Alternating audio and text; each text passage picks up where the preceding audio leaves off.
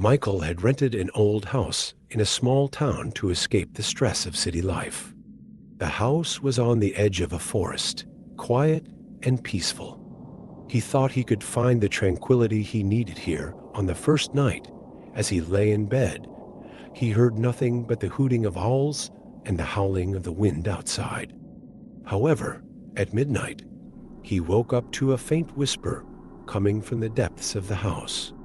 He initially thought it was his imagination and went back to sleep.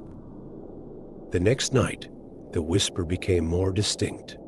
It was as if someone was calling his name from behind the walls. Michael. Michael. He jumped out of bed in fear, turned on the lights, but there was no one in the house. Laughing to himself, he thought, I must be tired.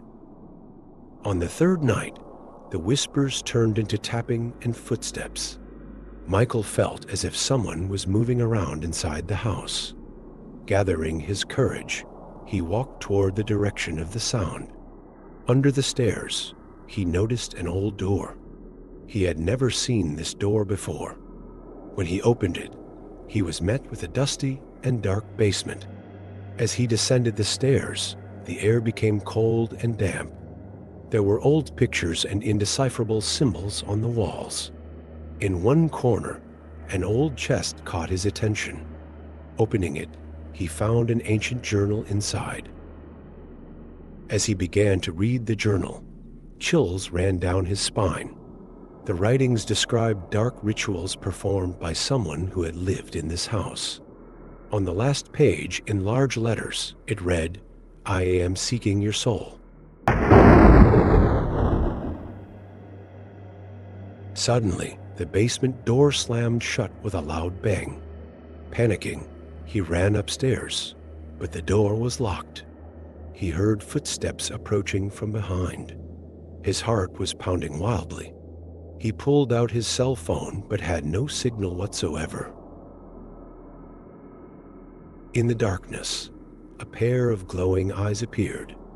In a cold voice, it said, Welcome to my home, Michael. Michael screamed and backed away. As he leaned against the wall, he noticed it was slowly moving. It felt as if the walls were closing in on him. With a final burst of strength, he forced the door open. He rushed to his room, grabbed his belongings, and fled the house. Jumping into his car, he drove away at high speed. But along the road, the same whisper came from the radio. You can't escape. You can't get away from us. When he left the town, he sighed with relief. But in the rearview mirror, he saw a dark silhouette sitting in the back seat. When their eyes met, the silhouette smiled. Where are we headed, Michael? Suddenly, the car went out of control and crashed into a tree by the roadside. When he opened his eyes, he found himself back inside the house.